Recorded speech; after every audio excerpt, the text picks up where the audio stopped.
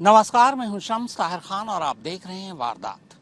एक सिया और सोनम को छोड़ दें तो हाल के वक्त में जितनी भी पत्नियों ने अपने पति के कत्ल किए, उन सब के कत्ल करने के तरीके और आइडिया एक दूसरे से बिल्कुल अलग थे। अब ऐसे में ये सवाल उठता है कि आखिर उन्हें यह कातिल आइडिया आता कहां से। अब इस सवाल का जवाब तो नहीं मालूम, लेकिन इसी बीच हरियाणा के रेवाड़ी की एक पत्नी ने अपने प्रेमी के साथ मिलकर अपने पति को मारने का जो तरीका अपनाया, वो कातिल आइडिया हाल के वक्त में न इससे पहले कभी देखने को मिला, न ही सुनने को। दौर सोशल मीडिया का है और खबरें पत्नी या मंगेतर के हाथों मारे जा रहे पतियों की सुर्खियों में है। खासकर जब से पुणे की सिया की कहानी सामने आई, सोशल मीडिया पर एआई जनरेटेड ऐसे वीडियो या रील्स की बाढ़ सी आ गई है।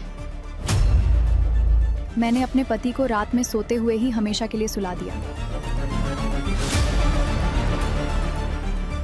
रील बनाने वाले चुन चुन कर ऐसे कातिल कैरेक्टर को एक ही फ्रेम में कैद करने पर तुले हुए हैं। ऐसे ज्यादातर रील या वीडियो में जो चेहरे सबसे नुमाया हैं, वो है मुस्कान, सोनम, निकिता, प्रियंका, सिया और रूबी। बेशक ये सारे वीडियो या रील मजाक में बनाए गए हैं, लेकिन जाने अनजाने इस रील में एक बेहद खास बात छुपी है। इनमें से एक दो को छोड़ दें तो बाकी जितने भी ये चेहरे आप देख रहे हैं, उन सब के कत्ल का अंदाज और आइडिया एक दूसरे से बिल्कुल जुदा था। किसी ने कत्ल करने के बाद पति को नीले ड्रम में डाल दिया, किसी ने इंग्लिश स्टाइल में प्रपोज करने के नाम पर जिंदा जला दिया, किसी ने कत्ल के बाद पति को बाथरूम में दफनाकर ऊपर टाइल्स लगा दिया, किसी ने सारा ठीकरा चोर के सिर फोड़कर खुद ही पति को निपटा दिया। बस एक सोनम और सिया ही अकेली ऐसी थी जिन्होंने कत्ल का बिल्कुल एक जैसा तरीका अपनाया। पति और मंगेतर को ऊंचाई से खाई में धक्का देने का तरीका, यानी साफ है, पहले सोनम ने अपने पति को हनीमून पर धक्का दिया था, इसीलिए कह सकते हैं कि सिया ने अपने मंगेतर केतन को धक्का देने के लिए सोनम के कत्ल के तरीके की कॉपी की। अब जिस तरह से पिछले कुछ वक्त से पति कत्ल हो रहे हैं, ऐसे में जाहिर है कत्ल के तरीके के आइडिया भी शायद कम पड़ते जा रहे हैं। यही वजह है कि कत्ल के बाद पुलिस से बचने के लिए अब ऐसे पति पत्नी और प्रेमी नए नए आइडिया पर काम करने लगे हैं। इसकी सबसे ताजा मिसाल है हरियाणा के रेवाड़ी की ये तनु। ये वो सबसे ताजा और नई नई पत्नी है जिसने अपने पति का कत्ल किया है। लेकिन पति का कत्ल करने के लिए इसने जो आइडिया अपनाया, इससे पहले देश में किसी भी पत्नी ने इस आइडिया के साथ कत्ल नहीं किया। हालांकि ऐसे न जाने सैकड़ों हजारों मर्डर केस हुए होंगे जिनमें कत्ल को खुदकुशी दिखाने की भरपूर कोशिश की गई, लेकिन पोस्टमार्टम रिपोर्ट या फॉरेंसिक रिपोर्ट ने आखिर में भेद खोल दिया। लेकिन तनु अपने पति मोनू को इस तरह मारना चाहती थी कि चाहे वो पोस्टमार्टम रिपोर्ट हो या फॉरेंसिक रिपोर्ट, उसमें कहीं से भी कत्ल की बात आए ही नहीं। मौत बस खुदकुशी ही कहलाए। जानते हैं फिर इसके लिए तनु ने अपने प्रेमी के साथ मिलकर किस आइडिया पर काम किया? तो चलिए बताता हूं। तनु को अपने पति मोनू को ऐसी मौत देनी थी जिससे यह लगे कि उसने पानी में कूदकर खुदकुशी कर ली। अब मोनू को न तो खुदकुशी करनी थी, न पानी में कूदना था, तो फिर यह काम कैसे होता? तो साजिश कुछ यूं रची गई कि मोनू को पानी में डालने से पहले उसे बेहोश कर दिया जाए, फिर बेहोशी के उसी आलम में उसे नदी में फेंक दिया जाए। इससे होगा ये कि जब पोस्टमार्टम होगा तो मौत की वजह पानी में डूबना सामने आएगा, जबकि अगर उसे गला घोंटकर, जहर देकर, गोली या चाकू मारकर पानी में फेंका जाए तो मौत की असली वजह पोस्टमार्टम रिपोर्ट पकड़ लेगी। हैरानी ये कि सचमुच तनु का यह आइडिया काम कर गया।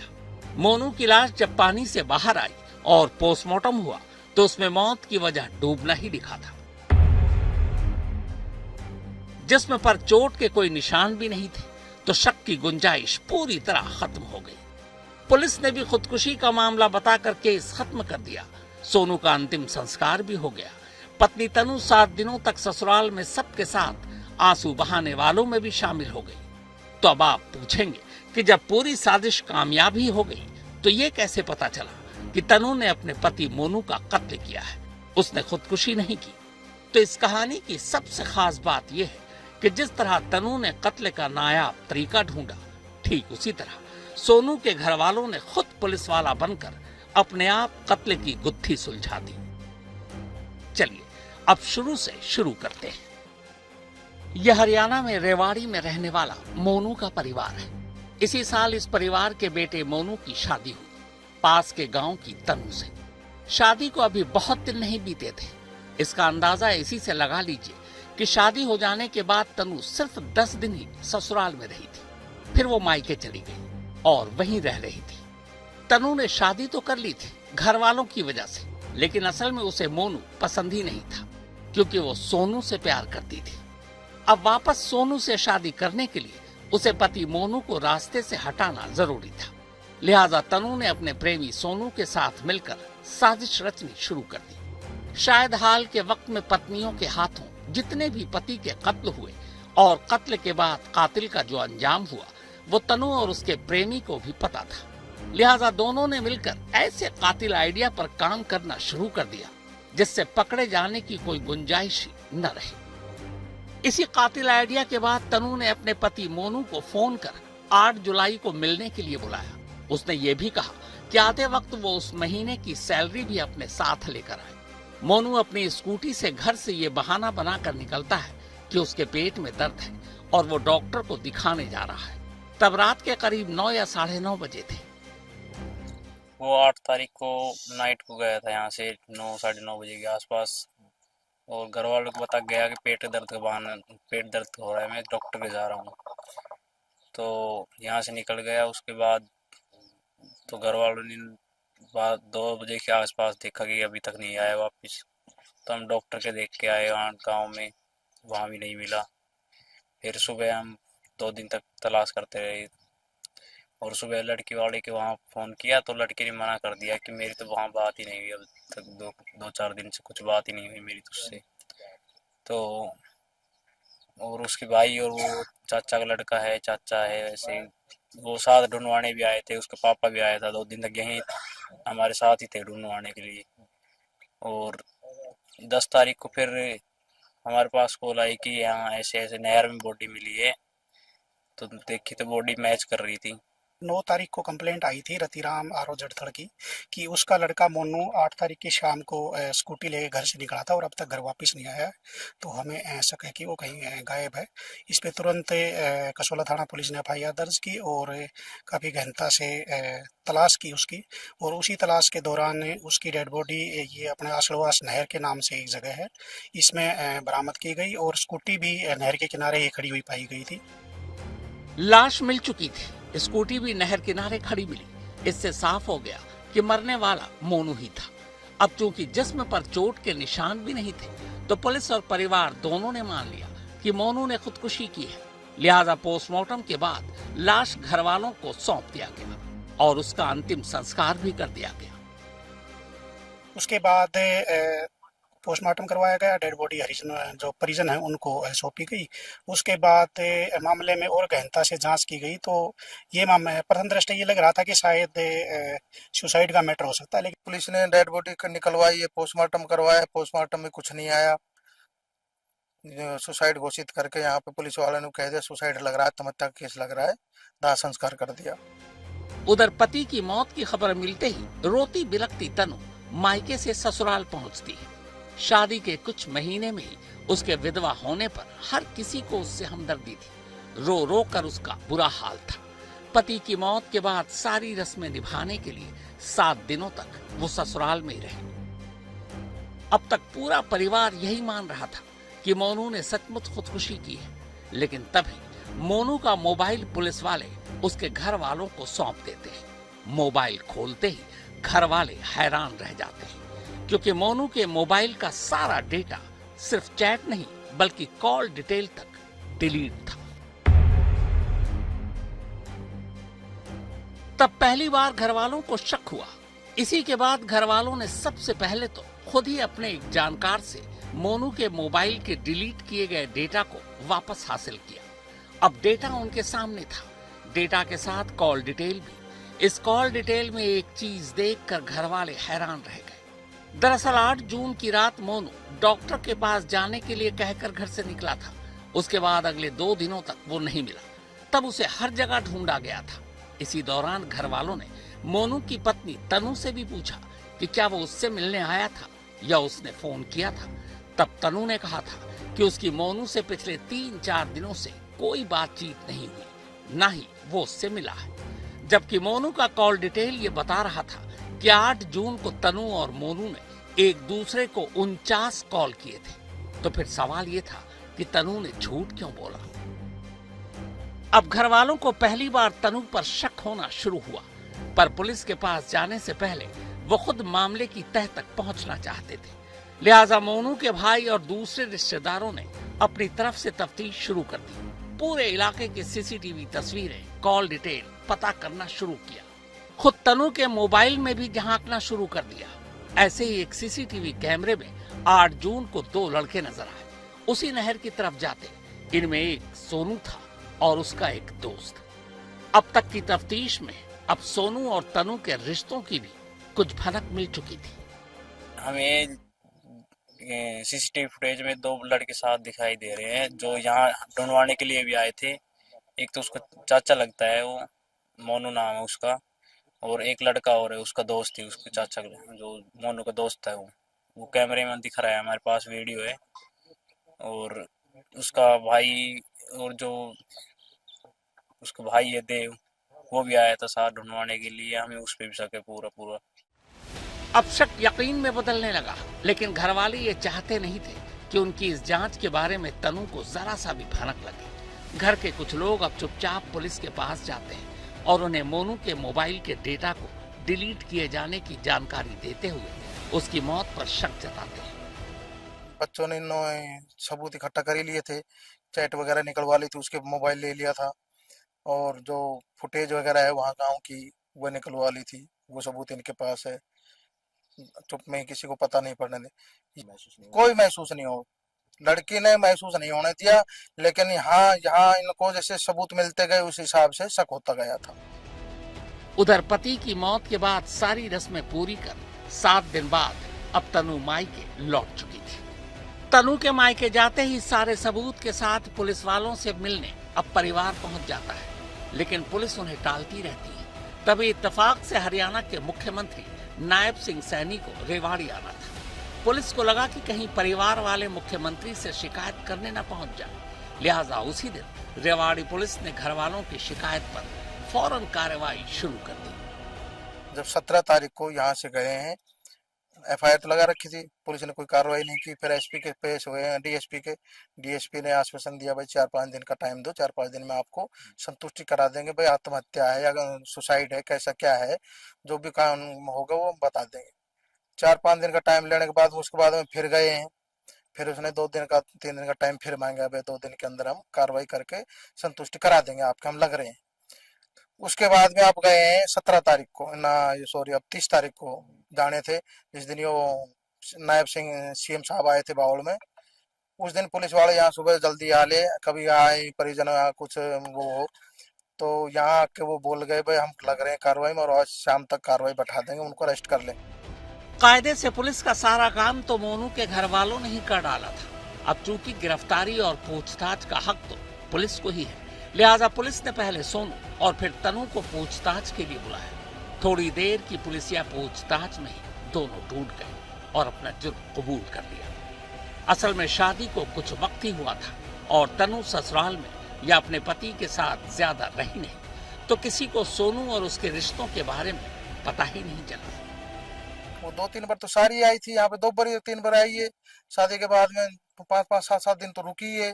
इतना डिटेल से ये भी ना जान पाए उसको, ना वो इनको जान पाए, लड़के को भी नहीं पता हुआ, शक भी नहीं हुआ कोई, मतलब इस तरह का कोई शक नहीं हुआ। काफी टाइम यहाँ रहे जब तो कोई शक हो जाए किसी तरह।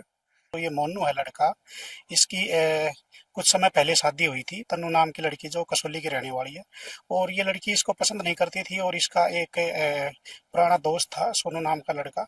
तो इन्होंने बाद में मिलके प्लानिंग बनाई कि इसको ठिकाने लगाते हैं, और इसके लिए सोनू ने अपने दो दोस्तों हरिओम और अमन का सहारा लिया।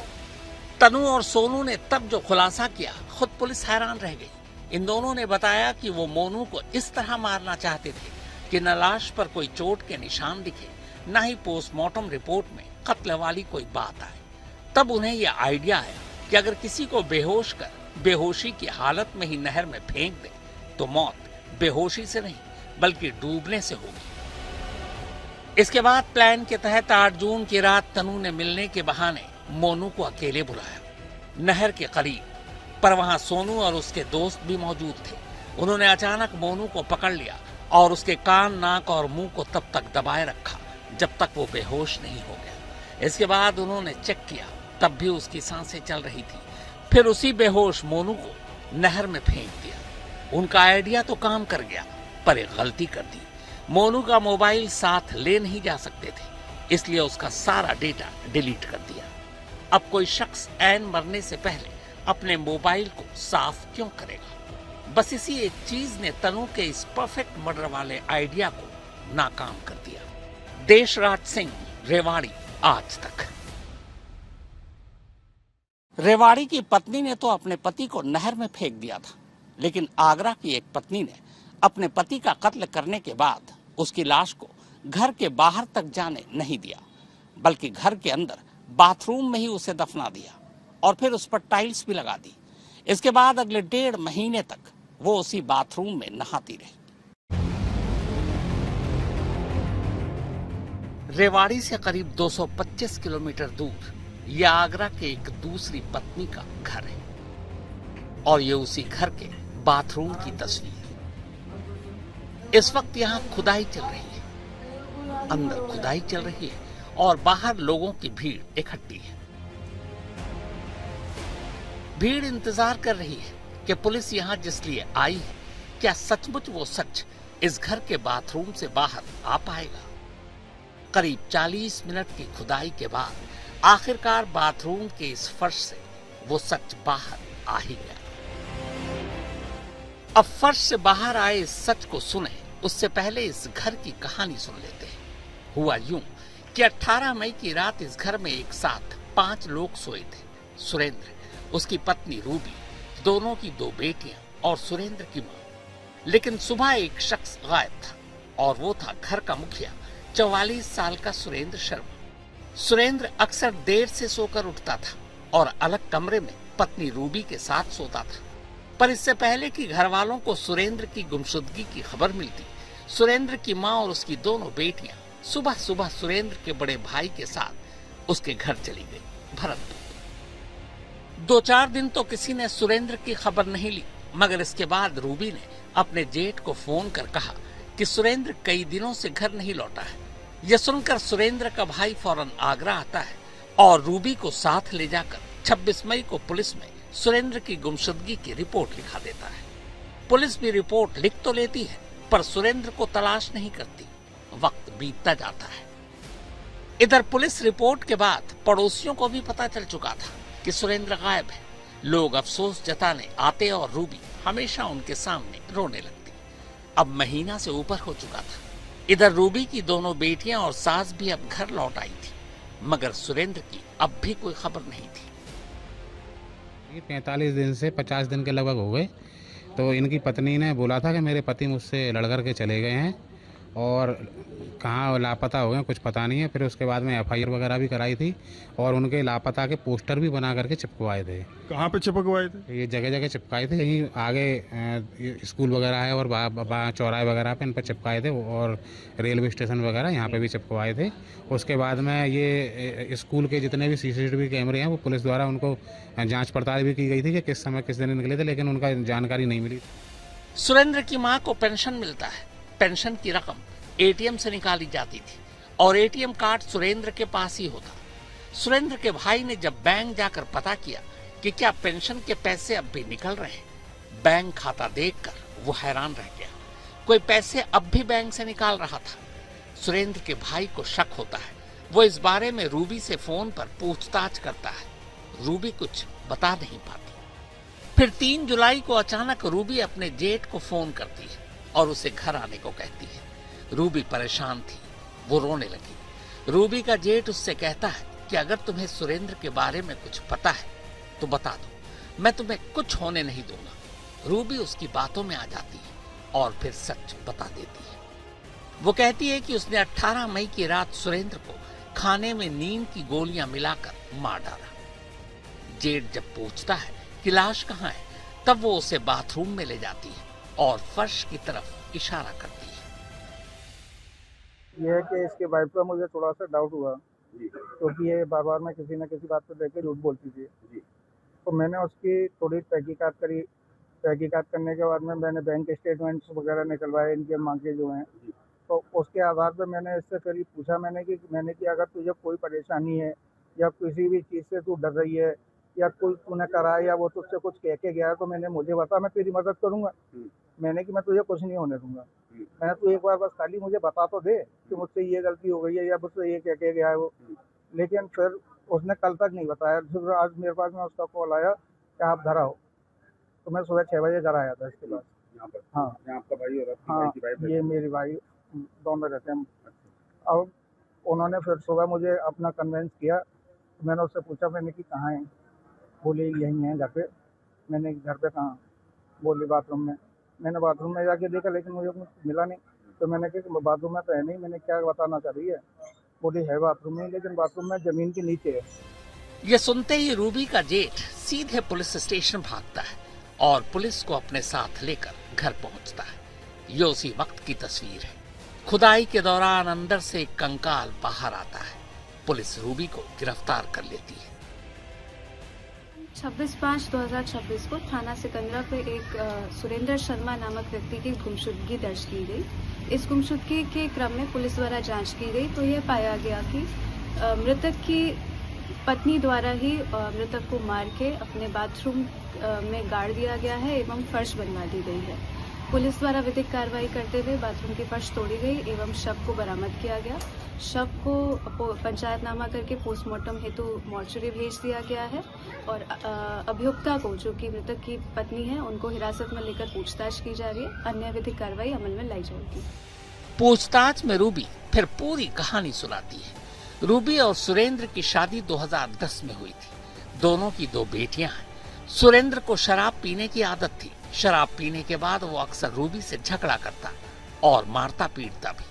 रूबी की यह शिकायत थी कि उसकी शादी झूठ कहकर की गई थी। उसे बताया गया था कि सुरेंद्र पढ़ा लिखा है और अच्छी नौकरी करता है, मगर ये सब झूठ था।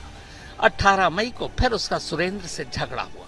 उसी रात गुस्से में उसने खाने में जरूरत से ज्यादा नींद की गोलियां मिला दी। फिर सुबह सास और दोनों बेटियों को जेठ के घर भेज दिया। घर में अब वो लाश के साथ अकेली थी। उसने बाथरूम में खुद ही गड्ढा खोदा, लाश घसीट कर गड्ढे में ले गई, फिर 500 रुपए की मिट्टी मंगवाई और गड्ढे को भर दिया। इसके बाद अगली सुबह 2 बोरी सीमेंट लाई और मजदूरों को बुलाकर उसी गड्ढे के ऊपर नई टाइल्स लगवा दी। इसके बाद वो, उसकी सास और दोनों बेटियां अगले 1.5 महीने तक उसी बाथरूम में नहाती रही, जिसके नीचे सुरेंद्र की लाश दफन थी। अरविंद शर्मा, आगरा, आज तक। तो वारदात में फिलहाल इतना ही, मगर देश और दुनिया की बाकी खबरों के लिए आप देखते रहिए आज तक।